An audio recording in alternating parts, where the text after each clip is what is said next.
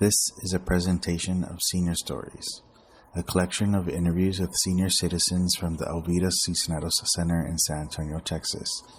This project is in collaboration with Bill House Arts. To learn more about the services and programs that Bill House Arts offers in San Antonio, go to BIHLHAUSARTS.org. That's BillHouseArts.org. Please tell me your name, where you were born, and when you were born. Okie dokie. My name is Julie Salas.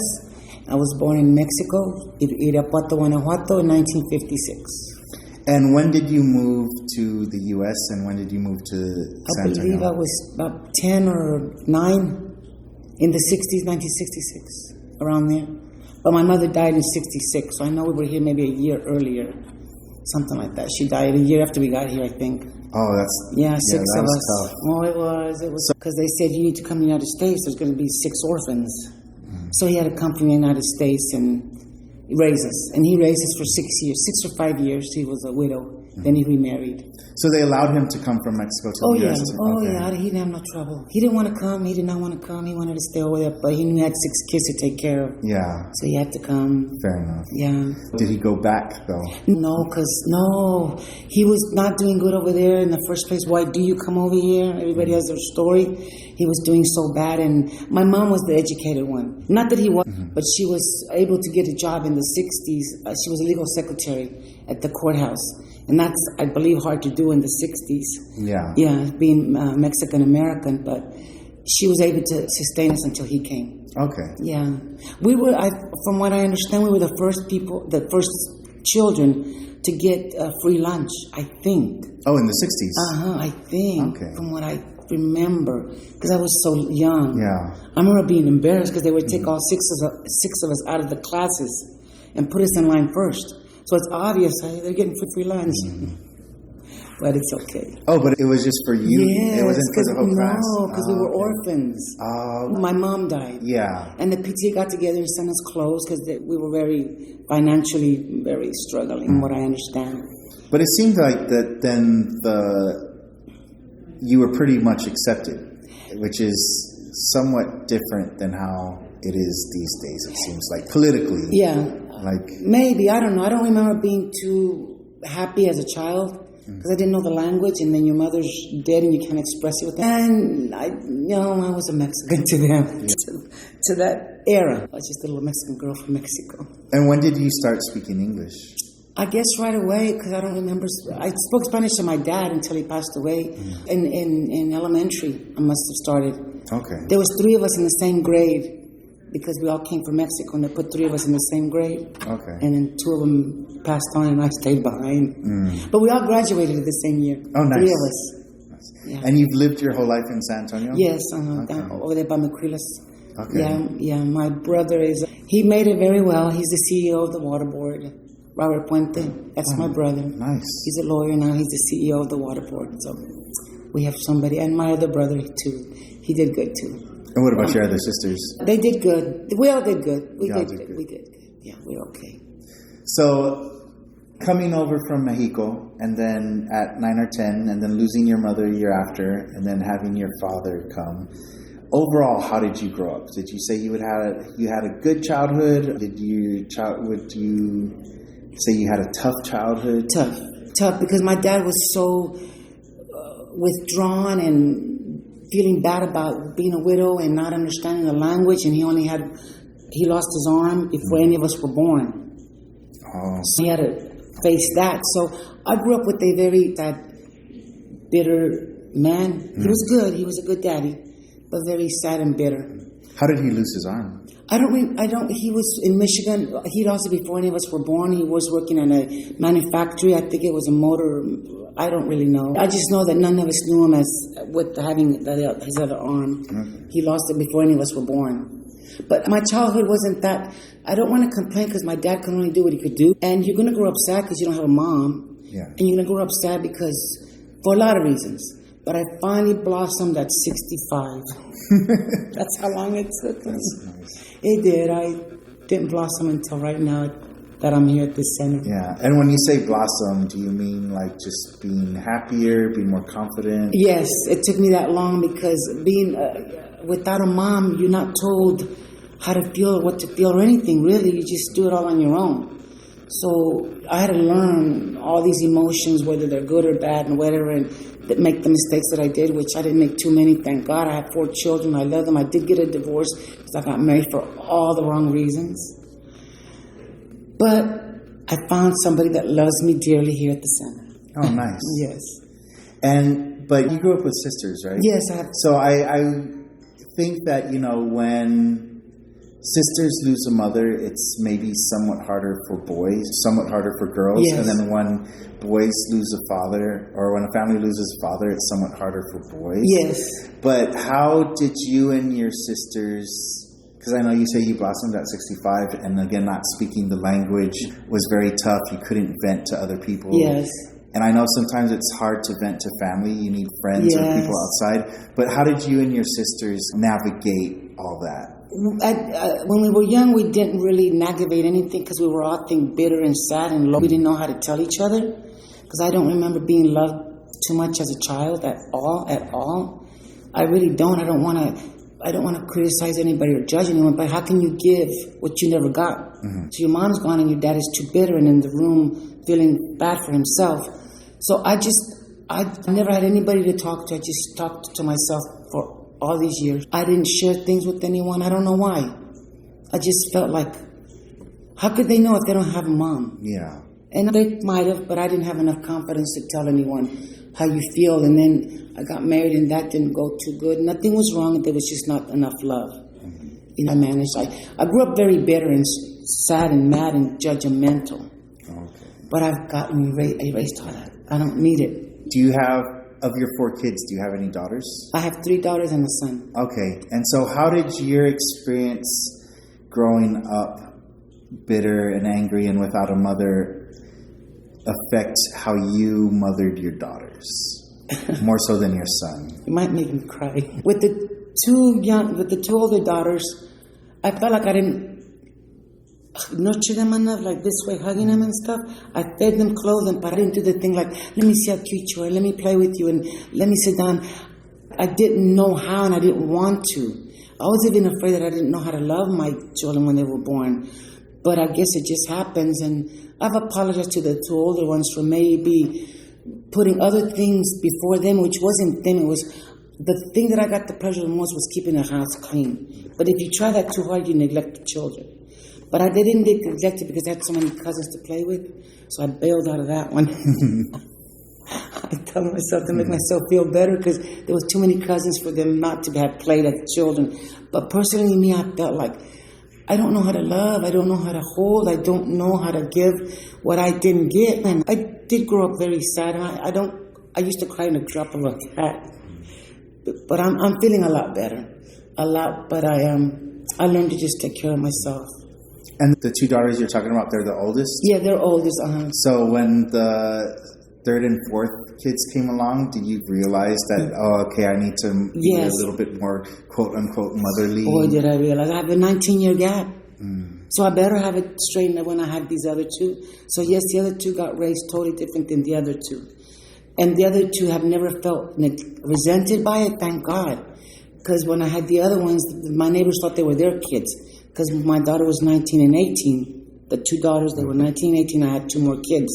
So the neighbors thought they were their kids. So they played with their siblings.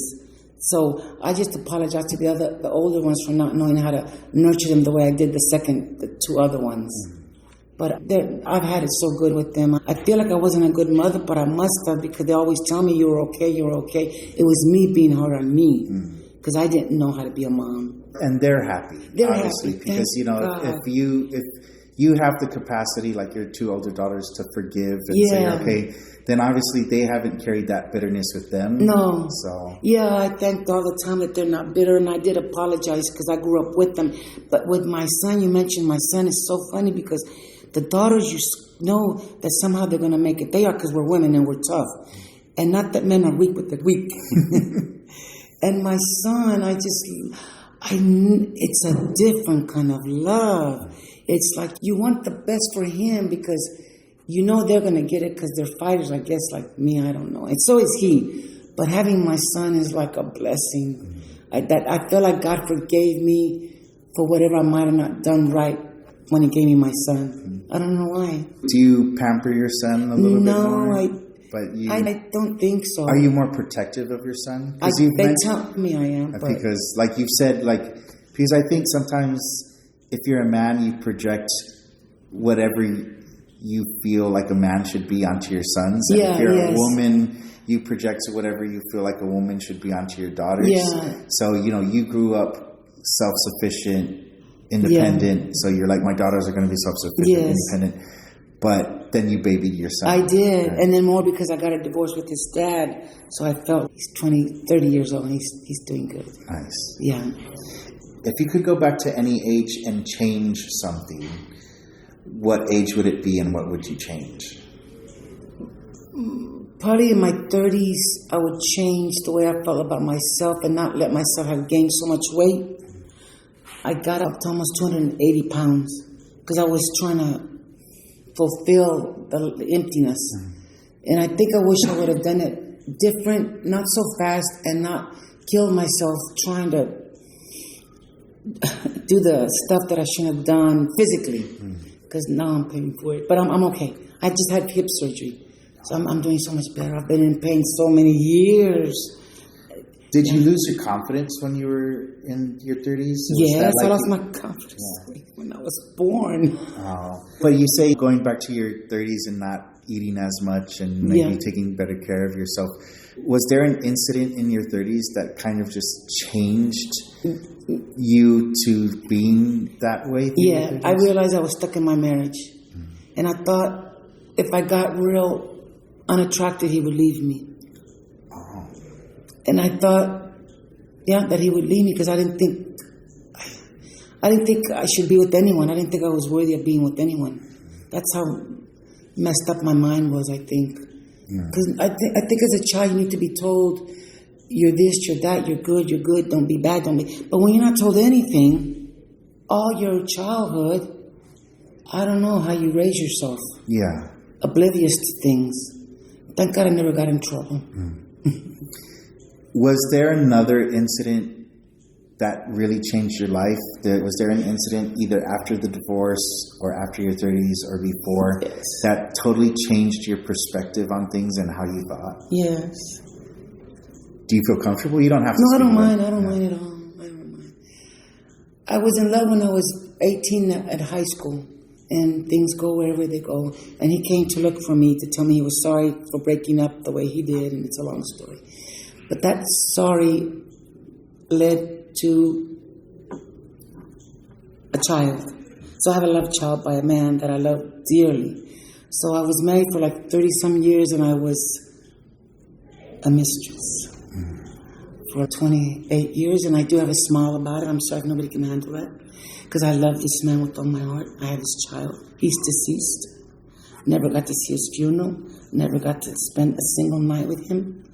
Because he was married. I'm healing, but I loved him with all my heart. He's the one that taught me about love. He's the one that taught me about love. He's the one that taught me about life. But he's deceased, but I've got his daughter. And then I said, God, please forgive me. I'm a sinner. Let me have a son by my husband, and that's my son. So yes, I had a change I had a deep change at that time. I think I was 35 when I had my daughter. Is that when you started to love yourself because you were with that man? Because he told me I was worth something. He told me I was of value. He told me that every woman is somebody's daughter, somebody's mother, somebody's sister, somebody's aunt. They're not just a woman walking by. Every woman needs respect, and you haven't got it as a child because my family didn't know how to give it to me. How can you give it? We were fighting all the time, the siblings. So he taught me about love and caring, and he was married, I was married, so you could only do so much. You can only do so much. You couldn't give me what I was supposed to get, and I couldn't give him what I was supposed to give him. But he's gone. He's deceased. And your other children with your husband, They know about your daughter? Okay. They've forgiven me. They actually have come around and told me, I don't know how you hid it so many years, not being happy with daddy, meaning their dad, and not shown it. Because I didn't show it to my husband. He didn't even know I wasn't in love with him. Yeah. He didn't even, I hid it so well. It didn't affect too many my children. But they caught on eventually that I wasn't in love with their father. They've forgiven me. Do they have a relationship with your daughter from the other man? No, my daughters have a relationship with their father, but not too much because he doesn't make an effort to see them at all. And then you give up if the parent doesn't. I feel like it's the parent's duty. I don't care how old you are. Yeah. You're the parent. You got to go look for your children. Mm-hmm. So he gave up on looking for his daughters. And he certainly gave up on his son, the one that he had. Mm-hmm. But they never met Carlina's father, the one that I had, the love affair that I had. Mm-hmm. They never met him. But Carlina's father was always in her life. Okay. The man that got me pregnant, that I was in love with, he came almost every day to see me and his daughter, almost every day until my sisters ratted on me. But your other children, do they have a relationship with Carolina? Oh, God, yes. They love her. They adore her. Oh, yeah, that's their baby sister. They're all in the same home. They've all been raised by the same mother. Okay. Oh, God, yes, that's their little baby sister. Oh, that's good. Oh, yeah, they just gave her a little party the other day for her and the baby. Oh, nice. Yeah, there's no... So they all have their own families now? Yes. Okay. Yeah, they all have their own families now. So, it sounds like you actually have been a very good mother in raising very good kids.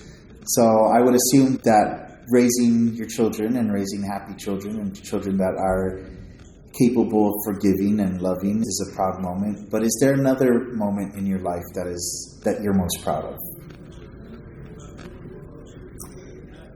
When people tell me that I did okay, because I hear it from you and then I hear it back. And like I said, now someone that I met at the center cares about me. So I forgot your question, the last one. Oh, no, I was just saying it sounds like, you've raised good children and that they're successful and that they have the capacity for empathy, and it sounds like they have the capacity for forgiveness, which means that you've obviously done a very good job as a mother. I tried. So, as well as that, is there anything else that you're proud of? That I can say all this and not feel bad about it, and that I can say I did have a child from someone else and not feel bad about it, because I did love her and I do love my children, and I don't want to feel bad about anything anymore, ever again. Ever again, I want to feel that I am a good person and believe that I am a good person, and finally give myself credit for who I am, because I haven't been giving myself any credit. Yeah. What do you wish you would have known when you were younger that you know now? Or let me rephrase that. What do you wish you would have known? Yeah, what do you wish you would have known when you were younger?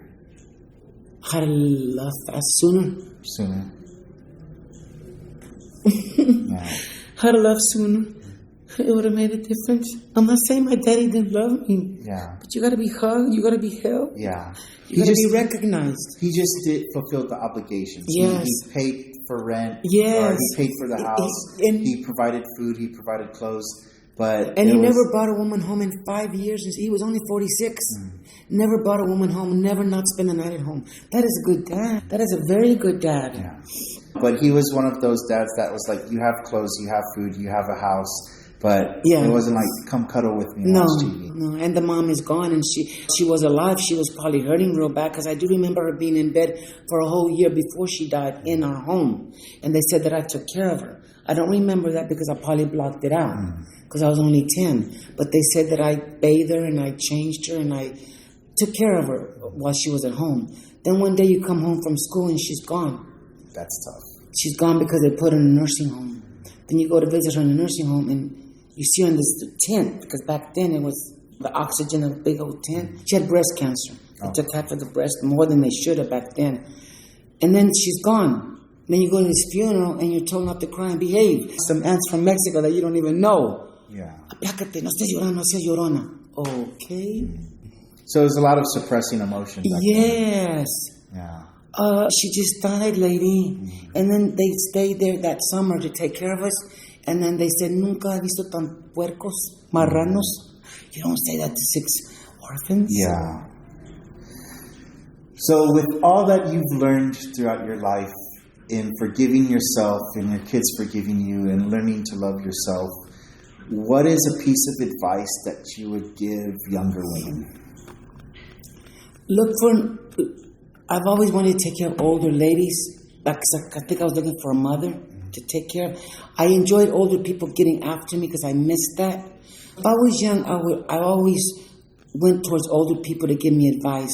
So if I was a young lost girl, I would find someone that I feel comfortable with, that's older than me, that's not non-judgmental, and doesn't try to preach to you too much. And listen to them, and learn to hug. I'm still trying to tell myself, you're okay, you look okay today, you're of value. Don't take that long. Don't take that long. Find someone that gives you that. And if you don't find someone, give it to yourself. If it takes you years, give it to yourself. Someday you'll be able to give it. Nice. Yes. That's good advice. Yeah, when I got here, I didn't want people hugging me. Yeah. And now they want to hug you. Let them hug you. Yeah. But now you're a hugger. I'm a hugger and I'm a carer and I care. Yeah. And I find myself telling, I love you, take care of yourself. And I used to I don't want to go to this place. I don't want people hugging me. I was bad when I first got here. You don't come near me, don't look at me. No. Don't even look at me. And so how long have you been here then? About 6-7 years. Okay, and how long did it take you before you got to the point where you were opened up a little bit more? About 3 years ago. Okay. Yeah. I have 2 people that I talk to, and now the gentleman that likes me.